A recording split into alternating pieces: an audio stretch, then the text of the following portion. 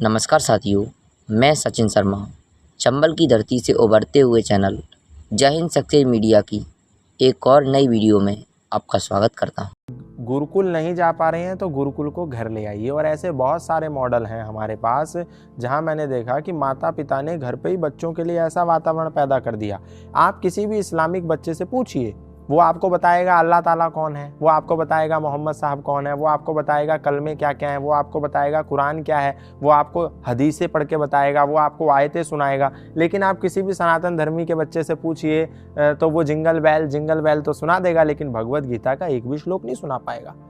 अब आप कह रही हैं कि बच्चे क्या जानने चाहिए? पहले तो माएँ जाने, माता निर्माता भवती। माता अच्छी होगी, माता जानती होगी, तभी तो वो बच्चों को पढ़ाएगी। माता यदि टिकटॉक पर वीडियो बना करके डांस करेगी तो बच्चों से हम ये अपेक्षा नहीं कर सकते कि वो हनुमान चालीसा आपको पढ़ करके सुना देंगे, है ना। तो बच्चों के लिए सबसे पहले एक पुस्तक है छोटी सी, आर्योद्देश्य रत्नमाला।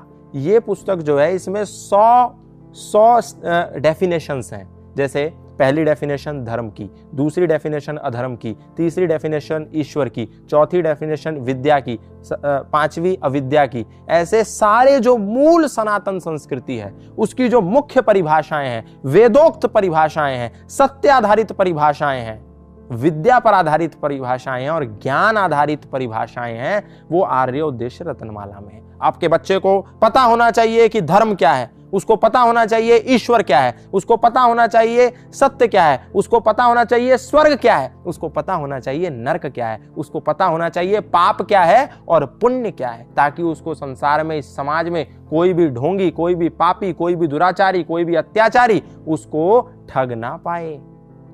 तो ये जो आर्योद्देश्य रत्नमाला, ये उसको पता होना चाहिए। दूसरी बात, उसको भगवान श्री राम का बेसिक कैरेक्टर पता होना चाहिए, उसको भगवान श्री कृष्ण का बेसिक कैरेक्टर पता होना चाहिए, उसको वीर हनुमान का बेसिक कैरेक्टर पता होना चाहिए। ये नहीं जय हनुमान ज्ञान गुण सागर, जय कपीस तिहु लोक उजागर, ठीक है मैं पेपर में पास हो जाऊं बस, दैट्स इट। ये नहीं उसको कि हनुमान जी पर लाल सिंदूर लगाया हो गया, ये नहीं कि राम लक्ष्मण जानकी जय बोलो हनुमान की हो गया, ये नहीं कि राम जी के आगे माथा टेक दिया लेकिन राम जी कौन थे पता ही नहीं।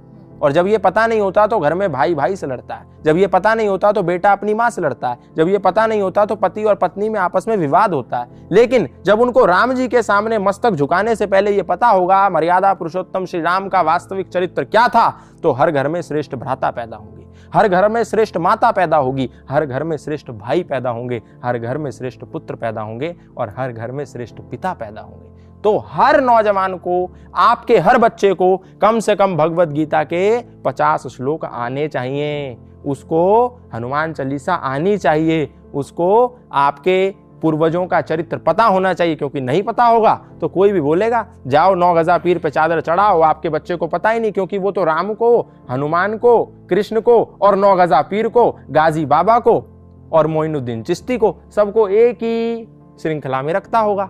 तो यदि उसको राम का कैरेक्टर पता होगा तो उसको मालूम चलेगा राम इधर है और मोइनुद्दीन चिश्ती उस श्रृंखला में है ही नहीं, कौन पापी है और कौन पुण्य आत्मा है वो जानता होगा। आप सभी इस वीडियो को लाइक करें, चैनल को सब्सक्राइब करें, ज़्यादा से ज़्यादा लोगों को शेयर करें और सपोर्ट करें। कमेंट करके यह ज़रूर बताएं यह वीडियो आपको कैसी लगी। अगर आप ज़्यादा से ज़्यादा सपोर्ट करेंगे तो मैं सचिन शर्मा चंबल की भूमि से चंबल के लोगों के लिए कुछ बड़ा करने का प्रयास अवश्य करूंगा। जय हिंद साथियों।